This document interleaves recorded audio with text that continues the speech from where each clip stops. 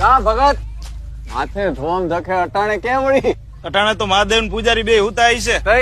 ભગત ની ભક્તિ બહુ ભારે બાપા. દાયરાને કઈ ખબર નથી લાગતી કા હશે વાલા હંધુઈ જાયણાનું તો દગ છે. આવ ભગત હવે કઈ ગમ પાડો. મેલું ટાણું છે ભાઈ. કોને તા? તબાગોર. ગોર બાપા પોતે? ના ઘેરથી વાવડ મળતા ને હાયલો છું. હાલો હાલો હાલો, જટ હાલો.